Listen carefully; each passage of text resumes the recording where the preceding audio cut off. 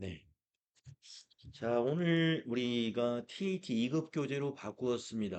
앞에서 FAT 1급 교재에 있는 기출문제 풀이까지 다 했기 때문에 FAT 1급 시험 준비는 이제 다 되었다. 이렇게 보시겠습니다. 자, 그래서 오늘부터는 이제 교재를 바꿔서 TAT 2급 시작을 하겠는데요. 앞에 이론에서는 별로 할 게 없습니다. 그래서 이제 쭉 그 넘겨가면서 우리가 FAT 1급 교재에 있었던 내용은 과감히 넘어갈 거예요. 넘어가다가 추가된 내용들이 중간중간에 있습니다. 예, 그런 부분만 여러분하고 같이 공부하도록 그렇게 하겠어요. 그러니까 TAT 2급은 FAT 1급에 있는 내용을 다 포함합니다. TAT 2급은 FAT 1급에 있는 내용을 모두 포함해서 더 재무회계로 말하면 고급 재무회계가 좀 포함이 돼요. FAT 1급까지는 기초 재무회계라고 볼 수가 있습니다. 그런데 TAT에서는 이제 중고급 내용이 조금 들어갑니다. 그 조금 할 거고요.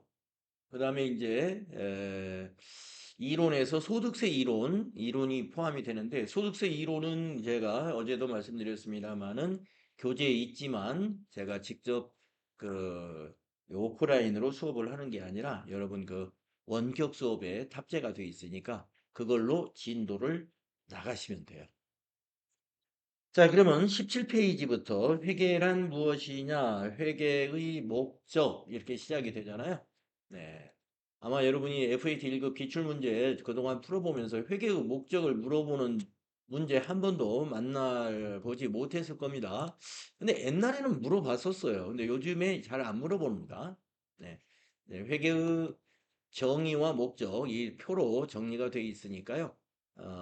뭐 이거 더 설명은 필요 없겠습니다만은 목적 두 가지만 한번 짚어보죠. 예, 워낙 문제를 우리가 안 풀어봐가지고 여기에서 문제가 안 나오다 보니 갑자기 나오면 여러분이 또 쉬운 문제를 놓칠 수가 있어요. 정의에서는요, 뭐라고 물어보냐면 회계를 가장 잘 설명한 것을 찾아라 이렇게 나올 수가 있어요. 그러면 바로 이것입니다. 회계정보 이용자가 의사결정을 할 수 있도록 기업 실체에 관한 유용한 정보를 전달하는 과정이다. 예, 그게 바로 회계의 정의이고요. 이 정의가 하나의 목적이 됩니다. 예, 그 밑에 보시면 목적 1에 보면은 회계정보 이용자의 경제적 의사결정에 유용한 기업의 재무상태나 경영성과와 재무상태 변동에 관한 정보를 제공한다. 네, 정의하고 뭐 거의 비슷하지 않습니까? 예, 그래서 회계의 의미, 회계의 의미가 바로 회계의 목적 중에 하나가 될 수 있고, 네, 된다는 거 기억하시고요. 목적이 또 하나가 있어요. 회계의 목적은 바로 그, 경영자가 우리 그 주주의 재산을 수탁하고 있는 책임자죠. 수탁 책임자. 주주의 재산을 가지고 뭐를 해요? 경영을 해가지고 자기 성과를 보여주지 않습니까? 경영 성과. 그래서 이 회계의 목적은 두 번째 목적이 이거예요. 경영진의 수탁 책임이나 회계 책임의 결과를 보여주는 목적이 있어요. 예. 경영진의 수탁 책임이나 회계 책임의 결과를 보여주는데 목적이 있습니다. 그래서 이 두 가지 목적 기억을 해주시면 되겠습니다. 네, 그 밑에 이제 회계의 종류가 나오는데 회계의 종류는 사실 요 세 가지만 있는 건 아니죠. 재무회계, 원가회계, 세무회계만 있는 게 아니라 비영리 회계도 있고 정부 회계도 있고 또 그 비영리 회계도 또 종교단체 회계하고 또 교육기관 회계하고 그 기관별로 어, 또 회계가 조금씩 구분이 되기도 하죠. 그래서 여러 가지 회계가 있습니다만은 우리가 회계 공부를 시작한다 그러면 회계 공부를 시작한다 하면은 어? 프로그램 요거 시작하라. 무슨 회계를 공부할까요? 제일 먼저 재무회계. 재무회계가 모든 회계의 기본이기 때문에 그렇죠. 예. 그다음에 이제 세무회계를 배웁니다. 세무회계.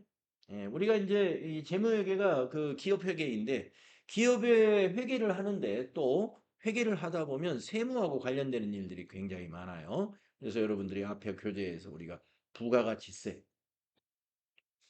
부가가치세 공부했지 않습니까? 근데 이제 이번 TAT 2급에서는 소득세, 예, 소득세 이거 공부할 거예요. 세무회계는 바로 부가가치세, 소득세, 법인세 뭐 이와 같이 세 세법에 따라서 세금을 납부하기 위한 회계가 바로 세무회계라고 보면 됩니다. 예. 그러니까 세무회계는 세법을 잘 알면 그냥 되는 거예요. 그리고 그 세법에 의해서 내가 실무자라면 그 신고를 제대로 할 수 있느냐? 아, 요게 바로 세무회계인 거고. 이제 재무회계는 여러분 알다시피 거래의 8요소, 차변요소, 대변요소 해가지고 자산부채 자본, 수익과 비용의 이 개정 과목의 분류, 이런 것을 기업회계 기준에 맞게끔 측정해서 기록 보고할 수 있느냐. 이게 바로 재무회계입니다. 이게 중요하죠. 자, 그 다음에 그러면 이 원가관리회계라는 건 뭐냐 하면은 이거는 이제 경영자를 위한 회계라고도 볼 수 있어요. 내부 정보자를 이용한, 내부 정보 이용자를 위한 회계입니다. 내부 정보 이용자. 그러니까 우리가 회계라는 건 기업의 언어잖아요. 예, 기업의 언어인데 이 재무회계는 외부에 공표하는 것이 상당히 중요해요. 예. 재무회계 결과를 외부에서 보는 거예요. 은행이라든가 투자자라든가 각 채권자들이 이 재무회계 결과를 보는 거예요. 왜냐하면 재무회계가 가장 믿을 만한 회계이기 때문에 그렇습니다. 기업회계 기준에 따라서 정해진 기준에 따라서 회계 처리하는 거니까. 근데 원가관리 회계는요. 내부정보 이용자를 위한 거예요. 내부정보 이용자는 회계를 누가 지시할까요? 경영진이 지시합니다. 예, 그 내부에 있는 그 담당자들에게 이거 분석해와. 이거를 좀 예측을 해가지고 가져와봐. 이걸 비교해서 가져와봐. 이런 식으로 업무 지시를 하거든요. 그 업무 지시에 따라서 원가를 분석하고 미래를 예측하고 상황을 판단하고 하는 그런 보고서들을 만들어내죠. 그게 바로 관리회계 파트예요. 관리회계. 예, 매니지먼트 회계, 관리회계죠. 그 관리회계가 대부분 원가 계산을 많이 합니다. 그래서 코스트 어카운팅이라고 그래요. 예. 우리가 관리회계 하는 사람들이 원가 계산을 많이 하거든요. 왜냐면은 이제 그 회사의 제품에 여러 가지 제품이 있다고 봤을 때 우리 회사의 제품이 만약에 10개가 있다. 그러면 10개 제품이 전부가 효자 제품이냐. 예. 효자가 안 되는 제품들도 있어요. 어쩔 수 없이 구색을 맞추려고 하다 보니까 그 제품을 만들어요. 근데 그 제품은 팔면 이익이 안 나. 그런데 없앨 수도 없고 뭐 이런 사연들이 있을 수 있어요. 그래서 이제 그런 것 등을 우리가 경영진이 원가 분석이 잘 되어 있고 해야만이 경영 전략이라고 그럴까요? 그런 걸 제대로 짤 수가 있습니다. 예. 우리는 어디에 중점을 두어서 영업과 사업을 해야 미래가 있다. 이런 것들을 이제 경영자는 알아야 되는 거죠. 그래서 그래야 이제 우리가 실속 있는 경영, 즉 성과를 많이 낼 수 있는 경영을 할 수 있죠. 그렇게 경영자가 성과를 잘 낼 수 있도록 그 누가 이 관리회계 팀들이 이제 많이 도와주죠. 그게 바로 예, 관리회계 또는 원가회계라고 하는 겁니다. 근데 우리 TAT나 FAT 시험에서는 원가관리회계를 시험에 내요, 안 내요? 네, 안 냅니다. 시험에 안 내고 재무회계하고 세무회계를 가지고 판단을 하죠. 자, 그다음에 이제 회계의 기본 과정 세 가지. 우리가 FAT 읽어볼 때 가끔 이런 건 질문이 났었죠. 아래 설명은 무엇에 대한 설명이냐 하면서 며칠 전에도 풀어본 것 같은데요. 기업을 소유주와 독립적으로 존재하는 회계 단위로 간주하고 뭐 어떻게 한다. 라고 설명해 놓고 보기 1, 기업 실체의 과정, 계속 기업의 과정, 기간별 보고의 과정, 또 뭐 이렇게 나왔을 거예요. 예. 그래서 우리가 회계를 하는 데 있어서 아주 중요한 전제 조건 세 가지가 있습니다. 기업 실체의 과정, 계속 기업의 과정, 기간별 보고라는 과정이 있다는 거 알고 계시고, 그 다음에 이제 발생주의 회계는 우리가 결산 때 수익과 비용을 이연하느냐, 예상하느냐, 이연과 예상 작업들을 많이 했잖아요. 그것이 바로 발생주의 회계를 하기 위해서 그동안 우리가 기중에는 현금의 유입이나 유출이 있을 때 그대로 다 회계 처리한단 말이에요. 비용이나 수익을. 그랬다가 기말에 가서는 아직 현금을 지급하지 않았더라도 또는 미리 지급을 했다 하더라도 단기에 해당되는 것만 수익과 비용으로 정리하는 그런 수정 결산 작업을 하지 않습니까? 수정 분계. 그 수정 분계 작업이 바로 이 발생주의 회계를 하기 위한 작업이라고 볼 수가 있습니다. 회계정보의 질적 특성, 정말 이거는 FAT 1급에서도 많이 나오지만 TAT 2급에서도 계속 나옵니다. 그래서 목적 적합성의 하위 질적 특성, 예, 피, 적, 꼭 암기사항이고요. 신뢰성의 하위 질적 특성, 표, 검, 중, 요거 암기사항이라는 거. 네. 그리고 지난번 시험 문제 풀 때 갑자기 비교 가능성이 문제가 하나 나왔잖아요. 예. 비교 가능성은 출제 빈도가 높진 않은데 나올 수도 있어요. 비교 가능성이라는 것은 두 개의 기업 간에 또는 뭐 세 개의 기업도 좋고요. 기업 실체 간에 유사한 점이 무엇이고 차이점이 무엇인가 항목별로 비교 가능해야 된다. 뭐 이런 것이죠. 그러면 비교 가능하려면 어떻게 해야 돼요? 두 경제 단체 간에 그 두 기업의 실체 간에 회계 처리 기준이 어떻게 해야 돼요? 동일해야죠. 음. 동일하지 않으면 동일하게 고쳐가지고 비교해야 비교 가치가 있는 거겠죠. 그런 것들.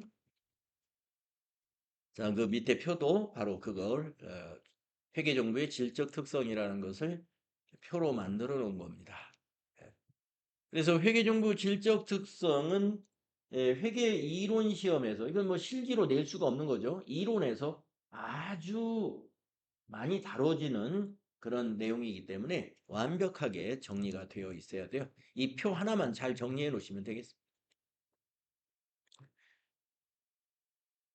회계정보의 제약 요인이다라고 하는 게 있는데, 비용과 효익의 균형이 맞아야 되죠. 우리 경제 원리가, 지출되는 비용이 효익을 초과하면은 그 정당성을 가질 수 없는 것이죠. 우리가 항상 어떤 효익을 보기 위해서, 어떤 결과를 얻기 위해서 비용을 투자하는 건데 그 비용이 효익보다 커서는 안 된다는 거고요.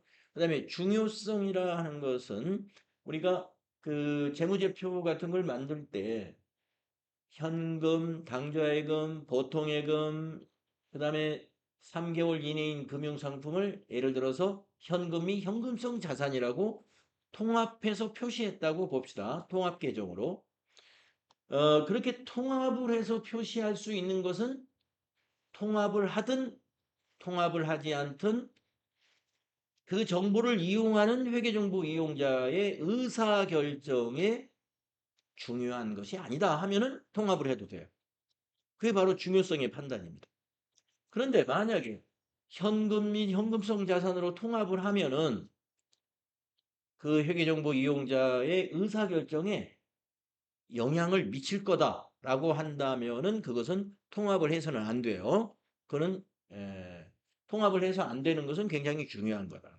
통합을 해도 괜찮다 하는 것은 별로 중요하지 않다. 그러니까 통합을 해도 어, 의사결정에 영향을 주지 않는다. 뭐 이런 판단을 가지고 우리가 중요성을 판단한다는 얘기예요.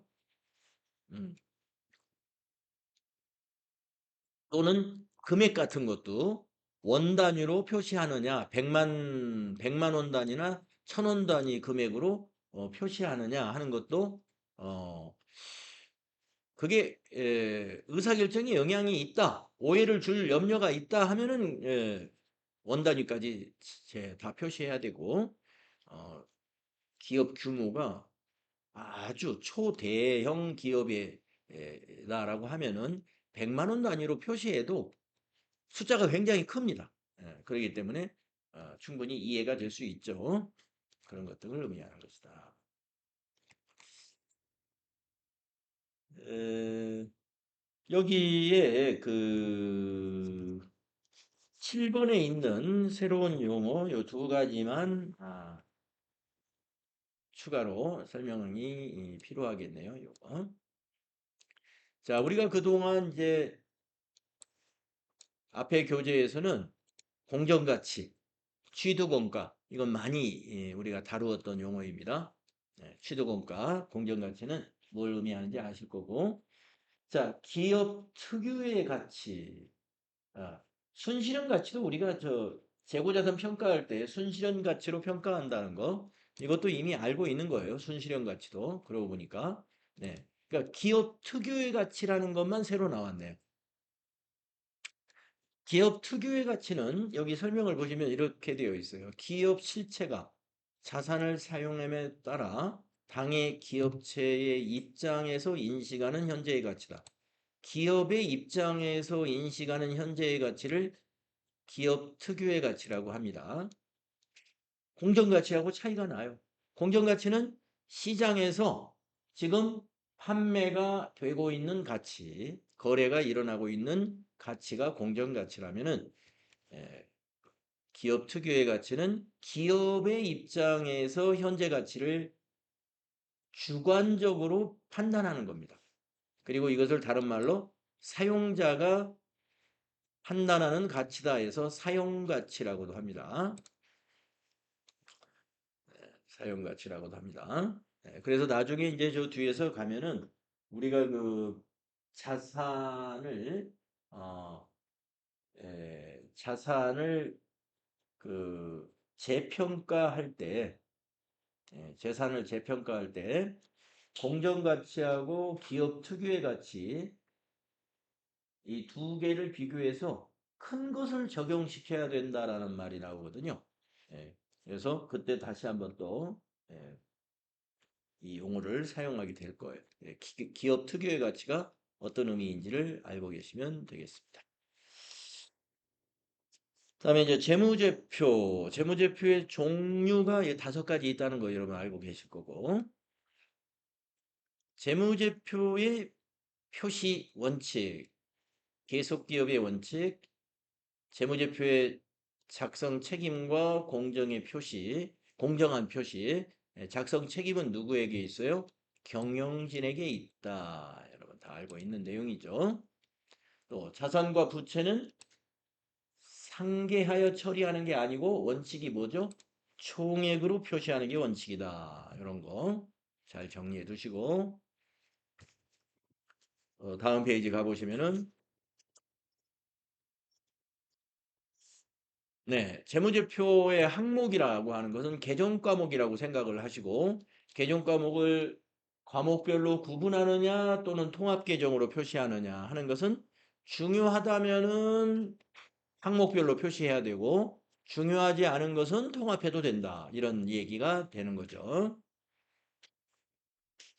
비교 재무제표의 작성. 우리가 지금 재무제표는 최소 2개년도를 비교해서 전기와 단기로 비교해서 손익계산서나 재무상태표를 작성하고 있습니다. 그 얘기고. 재무제표를 이 비교 재무제표를 우리가 작성하기 때문에 그 항목의 표시나 분류, 즉 개정 과목의 표시나 분류가 회계 연도마다 어떻게 해야 돼요? 계속성을 가지고 있어야죠. 회계 연도마다 계속성을 유지해 줘야 됩니다. 무슨 말이냐 하면은 예를 들어서 복리후생비라는 개정 과목이 우리 회사의 판매 관리 비중에 굉장히 큰 부분을 차지하고 있는데 매년마다 복리후생비의 적용 범위를 막 다르게 적용한다 그러면은 이 비교 재무제표로서의 손익계산서가 의미가 없어진다는 얘기. 예를 들면은 복리후생비에서 우리가 지난 회계연도에는 건강보험료, 종업원들의 건강보험료 회사 부담금을 복리후생비로 처리를 했었어요. 지난 회계연도는. 그런데 단기에는 직원들의 건강보험료 회사 부담분을 보험료라는 판매관리비로 만약에 처리했다. 그러면은 비교 가능성이 떨어지죠. 그렇기 때문에 계속성을 유지해라. 계속성을 유지해야 된다. 근데 불가피하게 바꿔야 된다라고 하면 어떻게 해야 돼요? 전기 거도 바꿔놔야죠. 예, 전기 거에 가서 회사 부담분 건강보험료를 어, 단기 기준에 맞추어서 보험료 쪽으로 옮겨놔야 되겠죠. 그래야 비교 가능성이 있는 거예요. 그래서 계속성을 유지해야 되는데 불가피하게 바꿔야 된다 그러면은 비교 가능성을 유지하기 위해서 고쳐놔야 돼요, 서로. 자, 재무상태표에 대한 설명입니다. 예, 유동자산, 비유동자산으로 구분해서 표시한다. 그 다음에 부채도 유동부채와 비유동부채로 구분해서 표시해야 된다. 그래서 지금쯤은 여러분이 유동자산의 개정과목이라든가 비유동자산의 개정과목, 또 부채도 유동부채의 개정과목이라든가 비유동부채의 개정과목은 다 이제 어느 정도 정리가 다 되는 어, 단계에 와 있어요. 그 다음에 이제 재무상태표에 이제 자산 부채 말고 그 다음에 큰 항목이 이제 자본 항목이 있지 않습니까? 자본 항목은 이렇게 5개로 분류를 하죠. 자본금, 자본잉여금, 자본조정, 기타 포괄 손익누계, 이익잉여금으로 분류하는데 여기서도 이제 여러분을 그 자본금은 이제 자본금이라는 개념 과목이 하나입니다. 예. 예, 주식의 그 발행한 주식의 종류에 따라서 보통주 자본금과 우선주 자본금이라는 것으로 나누어서 표시할 수도 있습니다만은 보통은 그냥 자본금 이렇게 표시합니다. 그러니까 자본금에는 개정 과목이 우리 시험하고 관계에서 보면은 자본금 개정 과목 하나라고 생각하면 돼요. 그러니까 자본금은 외우고 말 게 없어요. 자본금은 그냥 개정 과목이 자본금이니까. 그런데 자본잉여금은 이게 개정 과목이 아니에요. 예, 자본의 분류에 해당되는 항목이고 개정 과목으로는 이런 것을 쓰는 거예요. 주식 발행 초과금, 자기 주식 처분 이익, 감자 차익 이런 것들입니다. 예. 그래서 지금 이론 부분에서는 이 주식 발행 초과금이라든가 자기 주식 처분 이익이나 감자 차익을 연습해 볼 만한 문제가 많지가 않아요. 근데 이제 이 교재에서 저 뒤에 가면은요. 분계 연습이 한 100개 나옵니다. 분계 연습. 그 분계 연습할 때 자본 거래를 많이 연습하게 됩니다. 예, 우선은 자본 잉여금에 해당되는 개념 과목 적어도 저 3개는 외워 놓으셔야 돼요. 그다음에 자본 조정.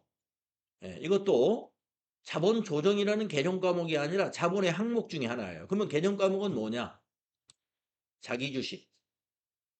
자본 조정에 해당되는 개념 과목이에요. 자기 주식이 뭐냐면은 가령 하이닉스 주식회사가 하이닉스 주식을 샀어요. 그러면 그게 개정 과목이 뭘까요? 자기 주식이에요. 예. 하이닉스가 하이닉스 주식을 샀어요. 그러면 차변의 자기 주식, 대변의 현금입니다. 현금으로 샀다면 그게 자기 주식입니다. 자본 조정 항목이라고 그래요. 그 다음에 주식 할인 발행 차금 이것도 자본 조정에 해당되는 개정 과목이고 주식 선택권, 출자 전환 채무 또는 감자 차손 그리고 자기 주식 처분 손실 이런 것들이 자본 조정에서 쓰는 개정 과목들. 그래서 주식 선택권이나 출자 전환 채무는 시험에서 거의 다루어지지 않습니다만은 자기 주식, 주식 할인 발행 차금, 감자 차손, 자기 주식 처분 손실 이런 것은 시험에서 이론에서 다루어져요. 암기사항에 하나 둘. 그러니까 자본 조정에 하나 둘 셋 네 개. 자본잉여금에 한 3개 정도 꼭 기억을 해 둡시다. 자, 기타 포괄 손익 누계액도 자본의 분류 항목인데 여기에 시험과 직접 관계되는 개념 과목이 2개가 있습니다. 그게 뭐냐면은 이 매도 가능 증권 평가 손실과 이익 그걸 합쳐서 손익이라고 해요. 이 안에는 그냥 개념 과목이 2개가 포함된 거예요. 매도가능증권 평가 손실, 매도가능증권 평가 이익. 그것을 하나로 표현해서 손익이라고 한 거고, 그 다음에 또 하나 이제 시험과 관련해서 재평가 잉여금. 재평가 잉여금이 예, 기타 포괄 손익 누계액에 해당되는 개념과목. 그래서 우리가 교재에 지금 소개된 것은 해외 산업 환산 손익이라든가 현금 흐름 위험 회피 파생 상품 평가 손익 이렇게 긴 이름의 개념 과목도 여기에 소개는 되어 있습니다만은 시험에서는 거의 나타나지 않고 매도 가능증권 평가 손익과 재평가 잉여금은 나오기 때문에 이 두 개는 꼭 외워두셔야 돼요. 이게 기타 포괄 손익 누계액에 해당이 돼요. 이 기타 포괄 손익 누계액이라는 게 뭐냐면은 이 두 가지가 다 자산의 평가 때문에 발생한 손실이나 잉여금, 이익이거든요. 그런데 단기의 손익에 반영하지 않고 자본으로 분류하는 거예요. 자본. 그래서 언제 이게 손익에 반영되냐면 그 자산을 처분할 때 손익에 반영돼요. 평가할 때는 손익에 반영을 안 시킨다 하는 개념의 자본 분류 항목입니다. 그 다음에 이제 이익잉여금은 우리가 영업을 해가지고 우리 손익계산서에 보고되는 당기순이익 있죠? 그래서 전기에 결산을 해가지고 당기순이익이 나오는 것을 우리가 어디다 대체시켰죠? 바로 미처분 이익잉여금에다가 대체하죠. 그 미처분 이익잉여금이 바로 이익잉여금이고요. 이 미처분 이익잉여금하고 같은 개정 과목이 뭐가 있냐면 2월 이익잉여금이라는 게 있죠. 차기로 넘어가면 2월 이익잉여금으로 개정 과목 이름이 바뀌어지는 겁니다. 그 이익잉여금을 가지고 여러 가지 법정 적립금, 법에서 적립하라는 적립도 해서 적립해 놓고 또 기업이 스스로 적립하는 임의 적립금 여러 가지 이름을 붙여서 적립을 하고 하는 것이 다 이익잉여금이 되겠습니다. 그래서 기업이 계속 좋은 성과를 내고 있는 기업들은 이익잉여금이 매년 이렇게 쌓여 나갑니다. 매년. 이런 그 이익잉여금이 계속 증가하고 있는 기업이 성과가 좋은 기업들. 성과가 좋은 기업들. 자, 그래서 이 자본의 분류에 대한 것을 여러분이 이제 TAT 2급에서는 FAT 1급에서는 이걸 내가 분류를 잘 못하고 있었어도 뭐예요? 그 이론 시험에 볼 때 이게 자본 관련 거래에 대한 출제 빈도가 FAT 1급에서는 너무 어, 낮다 보니까 충격을 못 느끼는데 TAT에 가면은 자본 관련 문제를 많이 내니까요. 꼭 알아두시기 바랍니다. 그 다음에 이제 손익계산서 작성 기준 FAT 1급에 있는 내용 그대로입니다. 손익계산서의 구조 여기 세부 항목이 다 구조예요. 매출액, 매출원가, 판매와 비와 관리비, 영업의 비용, 영업의 수익과 영업의 비용, 그 다음에 법인세 비용 뭐 이런 거 설명을 드릴 필요 없을 것 같고 그 다음에 이제 손익계산서에 이어서 현금흐름표라는 재무제표가 있었는데 현금흐름표에 대한 문제가 얼마 전에 기출문제 FAT 1급 기출문제 한번 나왔었죠. 무엇에 대한 설명이냐라고 해서 이것을 설명해 네모 박스에 설명한 게 요 내용이 들어있더라고요. 그때 그 문제 보니까 다음에 대한 설명은 무엇에 관한 설명이냐라고 아마 그렇게 문제를 낸 것 같아요. 재무제표 중에서 무엇에 대한 설명이냐. 네. 현금흐름표는 요 정도만 기억을 해두면 돼요. 현금흐름표는 일정 기간 동안 기업의 현금 유입과 현금 유출에 대한 정보를 제공하는 재무제표이다. 현금흐름표는 영업활동을 통한 현금 창출에 대한 정보, 투자활동에 관한 정보, 또 재무활동에 대한 정보 이렇게 나누어서 보고서를 쓰고 있다 이겁니다. 현금 흐름을 영업활동에 대한 현금 흐름, 투자활동 관련된 현금 흐름, 재무활동과 관련된 현금 흐름으로 나누어서 보고하는 것을 우리가 현금 흐름표라고 한다. 자본변동표 이것도 재무제표 중에 하나인데요. 우리가 앞에서 자본을 5가지로 분류했잖아요. 자본금, 자본잉여금, 자본조정, 기타 보고할 손익, 이익잉여금.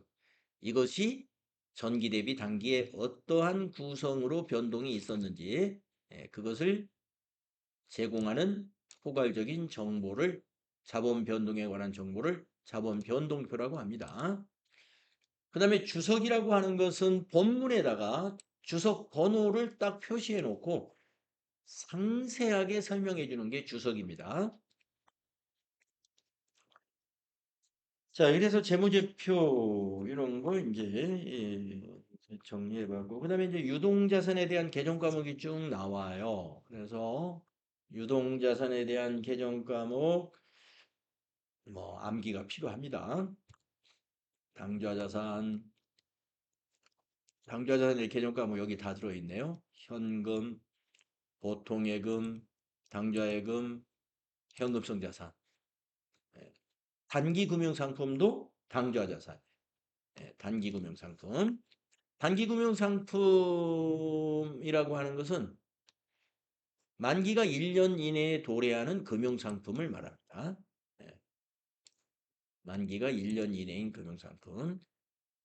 그리고 거기에는 단기 매매증권도 포함하고 있어요.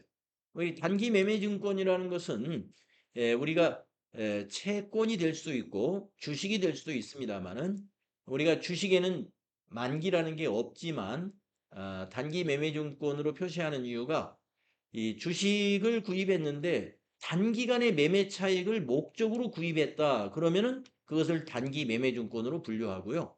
채권이다. 그러면 만기가 1년 이내이면 단기 매매증권으로 분류합니다. 예.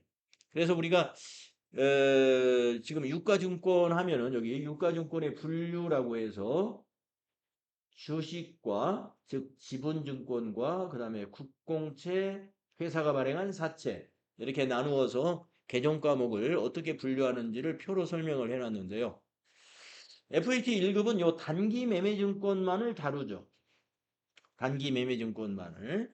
자, 근데 TAT 2급에서는 만기 보유증권도 많이 다룹니다.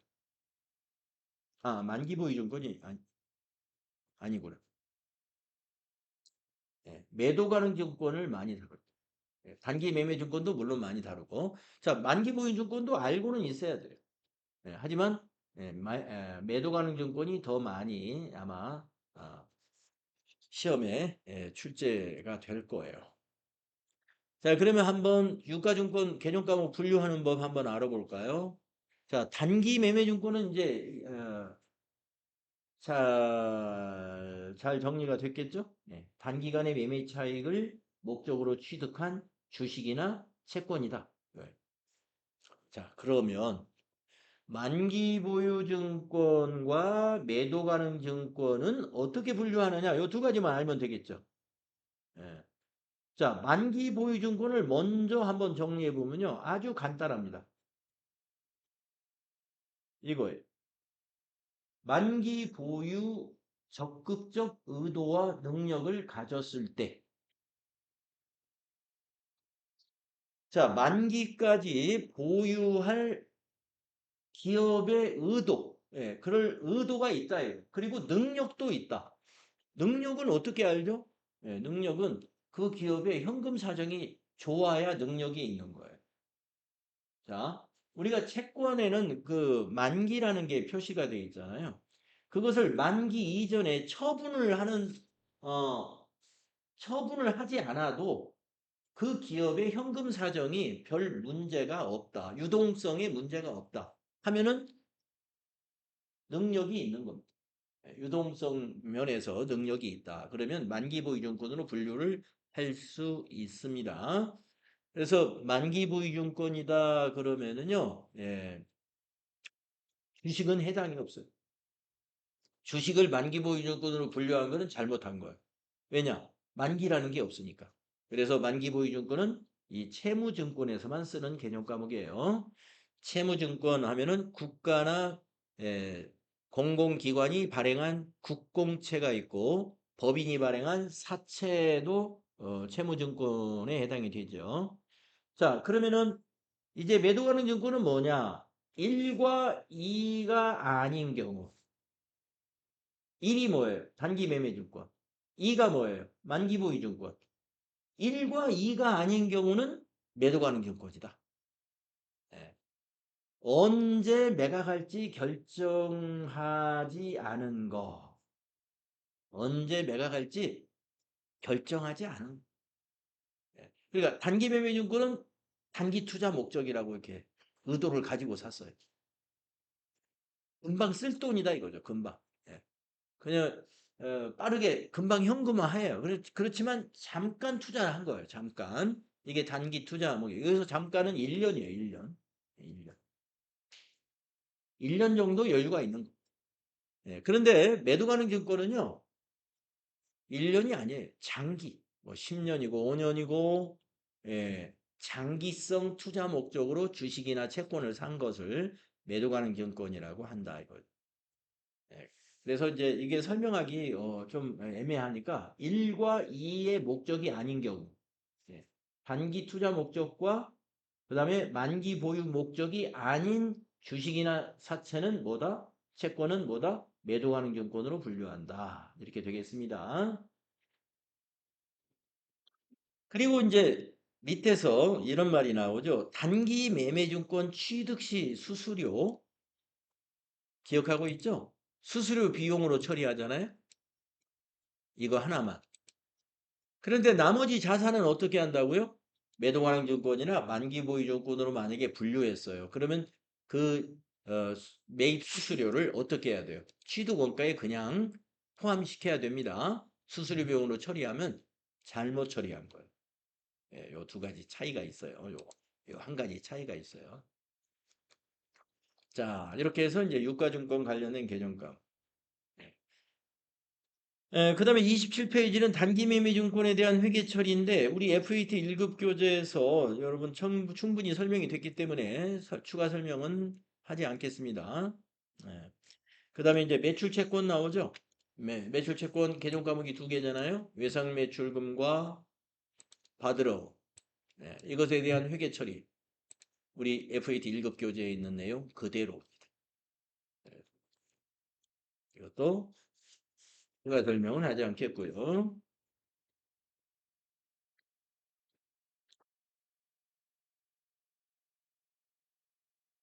얼마 전에 이 문제가 우리 FAT 1급 교재로 기출문제 푸는데 대손금 회수되었다는 문제 나왔었어요. 한번. 네. 어젠지 그젠지는 모르겠는데 아주 최근입니다. 대손 처리한 대손금을 회수했다. 보통예금으로.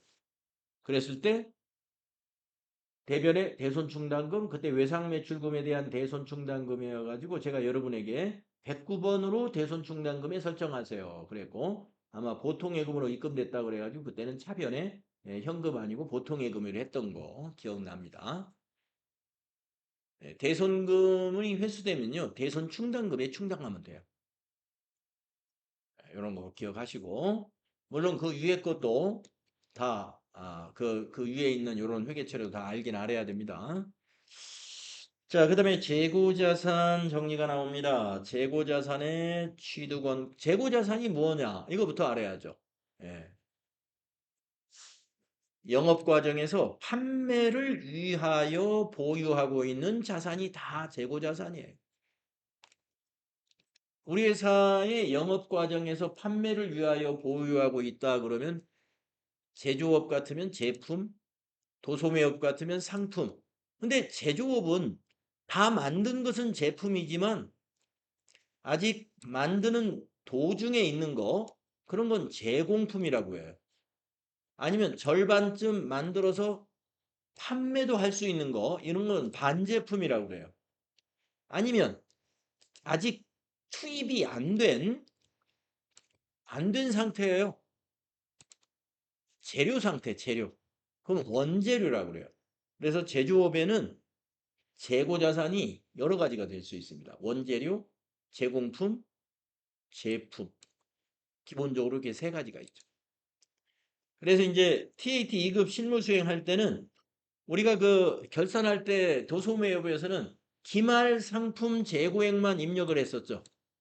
우리 결산 자료 입력에다가 기말 상품 재고액은 항상 입력하는 문제를 결산 때 냈잖아요. 근데 이제 여러분이 TAT 2급 기출문제 뒤에서 나중에 한참 있다가 이제 해보게 되겠습니다만은 TAT 2급은 실무 금방 넘어가요. 이론이 앞에 짧으니까. 이제 그때 이제 보시면 알겠지만 재고자산 입력을 세 가지를 해요. 기말 원재료 재고액, 기말 제공품 재고액, 기말 제품 재고액. 요 세 가지를 입력할 거예요. 제조업이니까. 그래서 TAT 2급은 제조업으로 실무 수행 문제를 낸다. 그래서 제조 원가와 관련된 개정 과목도 우리가 처리를 하게 됩니다.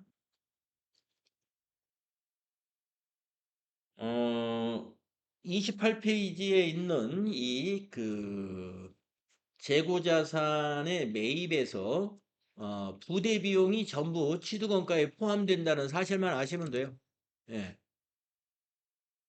여기서는 상품이라는 재고자산의 매입을 예를 들었습니다만은 우리가 제조업이다 그러면은 상품 대신에 원재료를 매입하겠죠. 원재료도 상품의 경우하고 똑같아요. 그 원재료를 매입할 때 지불한 운반비, 수수료, 하역비, 보험료 모두 취득원가에 포함된다는 거 아셔야 되겠습니다.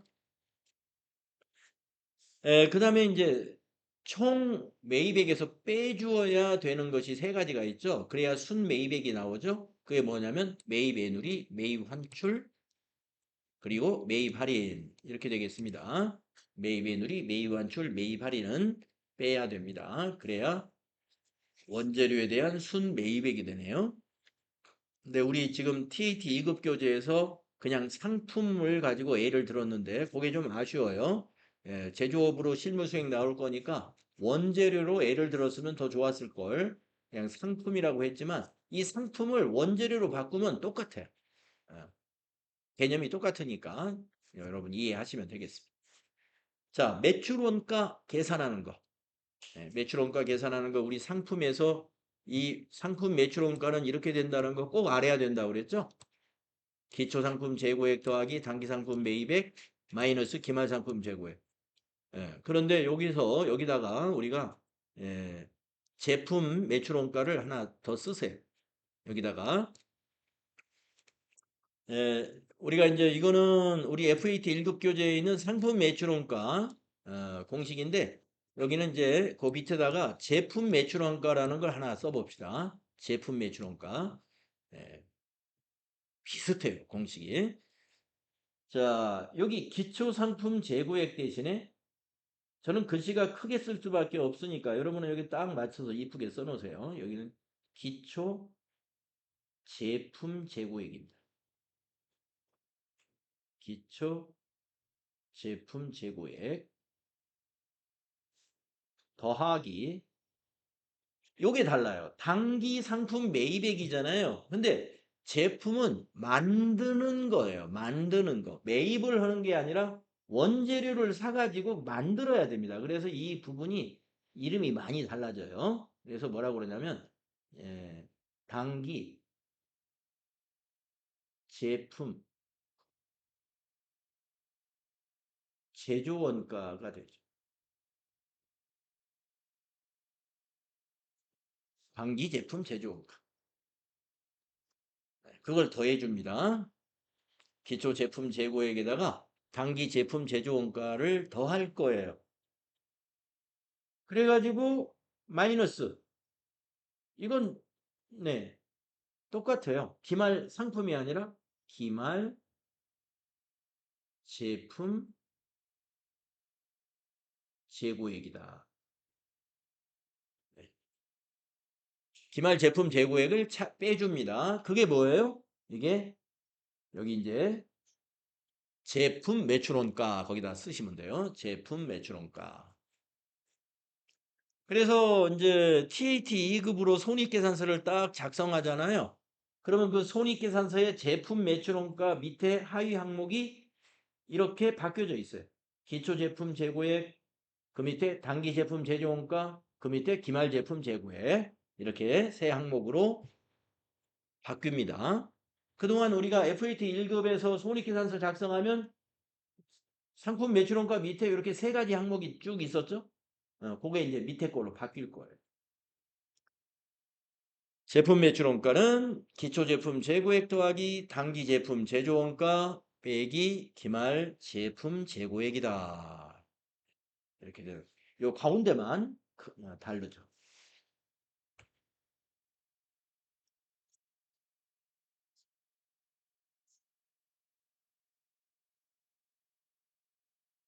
다음에 기말 재고자산을 평가를 한다. 기말의 재고자산을 우리가 결산을 하기 위해서 금액을 산출하는 것을 평가라고 하는데요. 어떻게 재고자산을 금액으로 환산을 해내느냐? 먼저 수량을 결정해야 돼. 수량을 결정한다는 것은 실제로 재고조사를 꼭 해야 됩니다. 물론 장부에 기록을 해가지고 장부상의 재고도 알아야 됩니다. 그래서 우리가 장부로 기록해가지고 장부에 있는 재고와 실지 조사했더니 재고가 차이가 난다. 수량이. 그걸 우리가 감모 손실이라고 그러죠. 수량이 부족하다. 재고자산 감모 손실.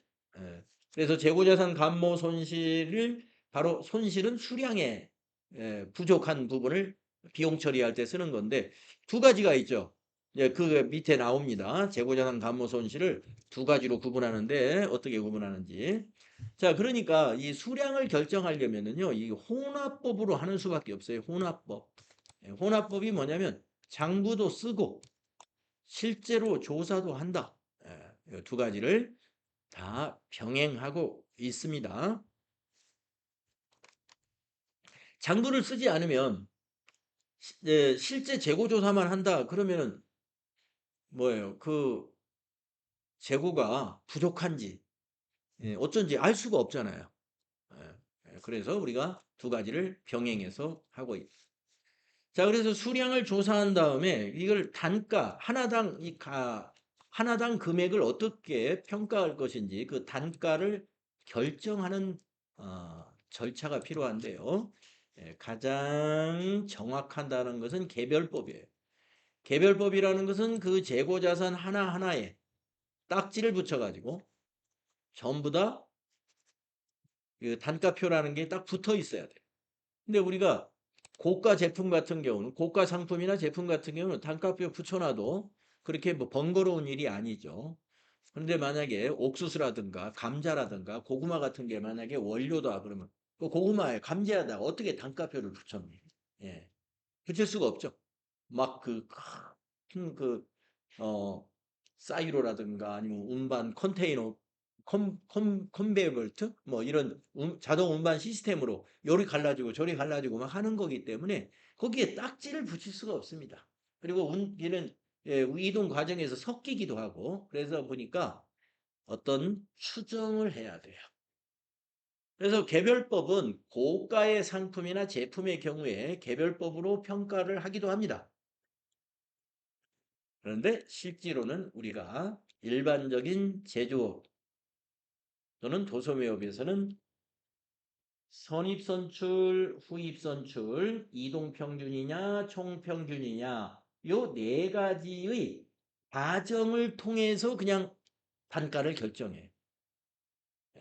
그래서 선입선출이다 그러면은 먼저 입고된 것이 먼저 출고된다.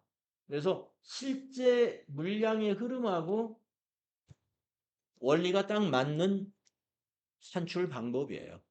물량의 흐름하고는. 그래서 선입선출을 많이 적용합니다. 후입선출은 그 반대입니다. 나중에 입고된 것이 먼저 출고된다라는 가정이에요. 선입선출의 반대이죠. 예. 그래서 실제 물량의 흐름과는 맞지는 않아요. 물량의 흐름은 맞지 않은데 어디에 잘 맞냐면은 재고 자산의 금액과 현재 시장의 가치가 음,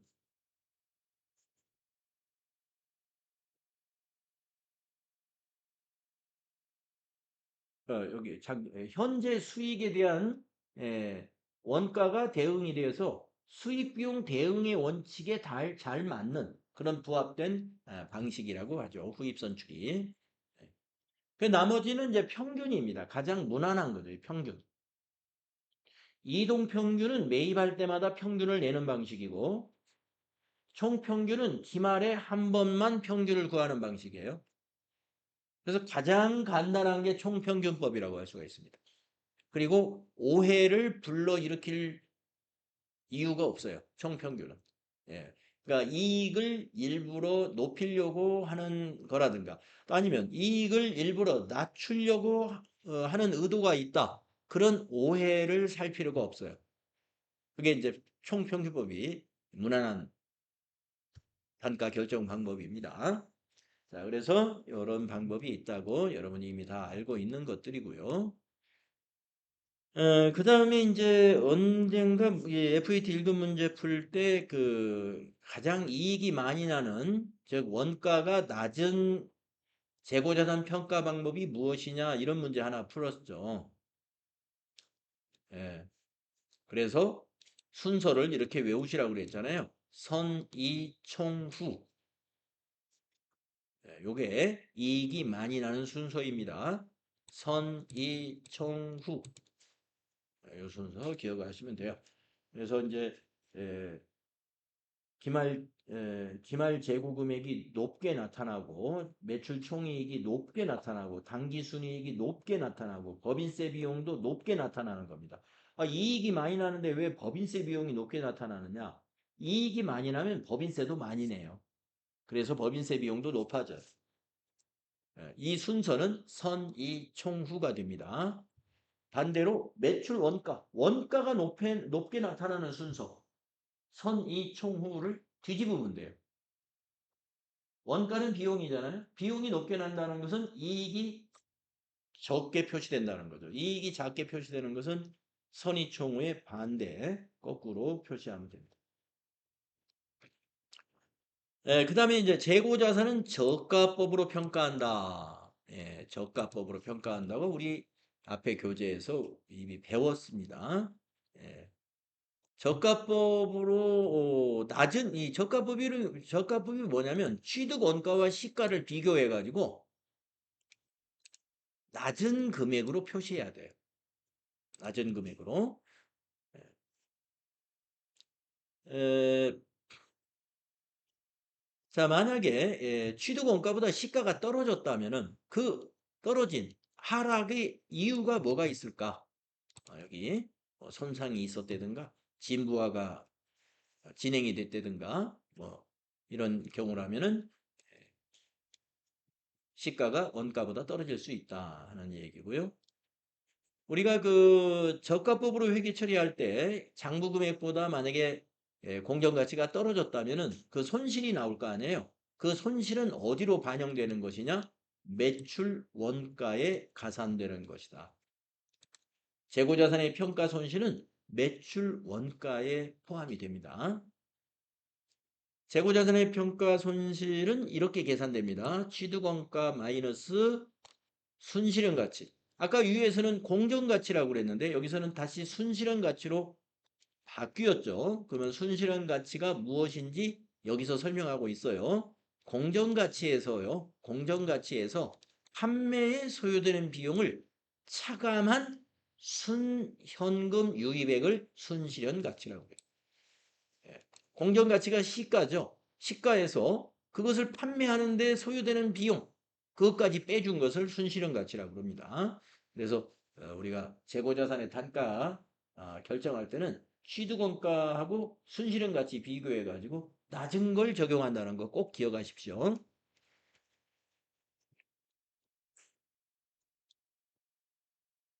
그 다음 페이지 보니까 재고자산 평가 손실이 환입이 된다라는 건데 이게 이제 재고자산 평가 손실의 환입은 만약에 순실현 가치가 떨어졌었는데 다시 시장 상황이 어떤 다른 상황이 벌어져 가지고 우리가 취득금액보다 저 순실현 가치가 더 높아졌다.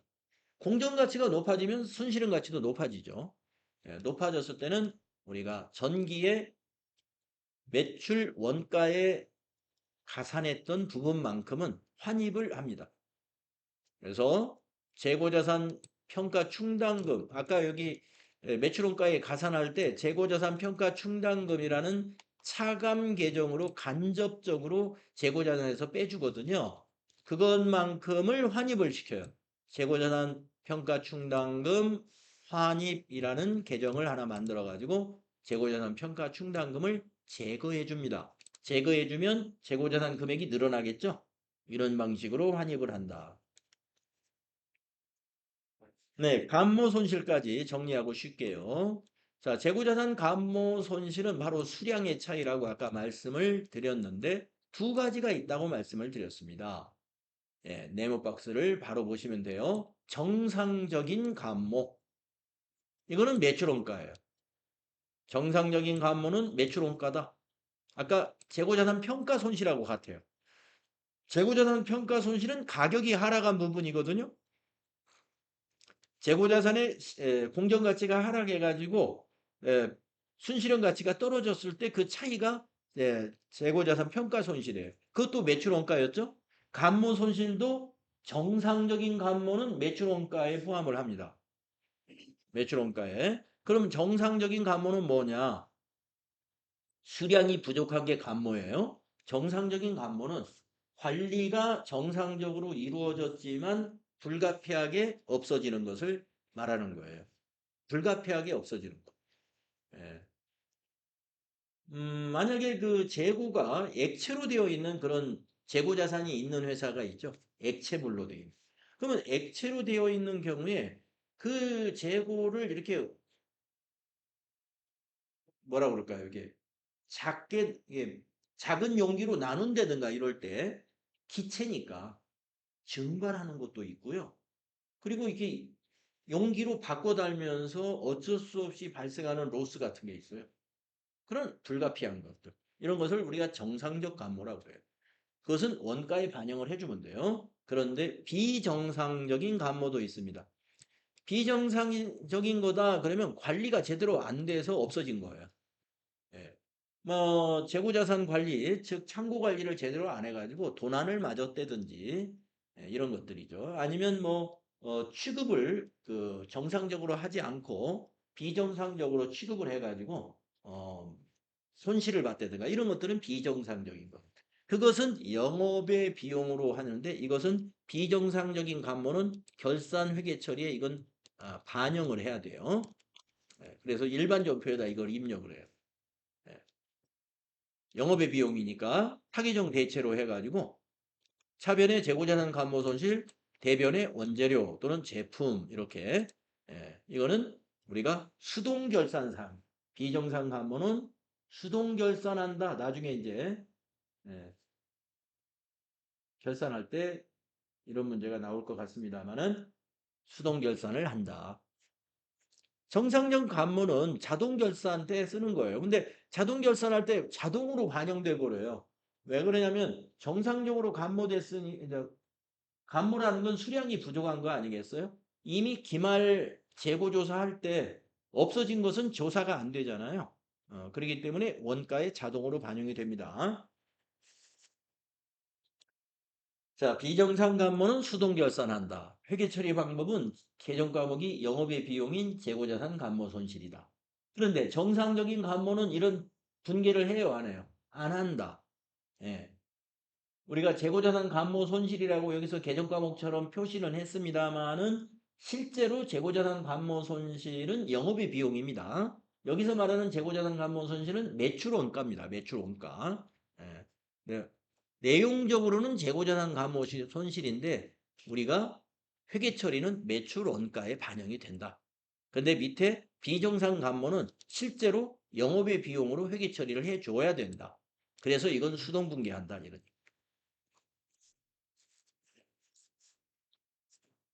네, 재고자산 인식에 대해서 우리 FAT 1급에서 이거 많이 나왔었어요. 미착품에 대한 거. 우리가 선적지 인도 조건이면 누구의 재고라고 봐야 되죠? 선적지 인도 조건에서 운송 중이다. 그러면 매입자의 재고자산이 됩니다. 판단할 수 있죠? 예, 만약에 도착지 인도 조건이다. 근데 운송 중이에요. 그러면 판매자의 재고자산입니다. 매입자의 재고자산에 포함하면 안 돼요. 도착지 인도 조건은. 이런 거 판단할 수 있으면 되겠고. 그 다음에 이제 시송품이라는 게 있었죠. 일정 기간 사용한 후에 매입 여부를 결정하라 해서 판매를 촉진하기 위해서 이렇게 사용하신 다음에 매입 여부 결정하시고 필요 없으면 반품 받아줍니다 하는 그 시송품. 예. 매입자가 의사결정을 하지 않았어요. 그러면 판매자의 재고로 봐야 됩니다. 이런 것들 알고. 그 다음에 이제 적성품이라는 건 위탁상품인데요. 수탁자가 아직 판매하지 않았어요. 그러면 위탁자의 재고로 봐야 됩니다. 이런 것만 이제 알고 계시면 되겠다. 네, 제가 뭐 그냥 넘어간다고 그랬는데 어쩌다 보니까 이제 이게 앞부분이다 보니까 제가 뭐 이미 설명이 필요 없는 것까지 설명을 하게 됐는데 다음 시간부터는 과감히 그냥 넘어갈게요. 네, 좀 쉬었다 하겠습니다.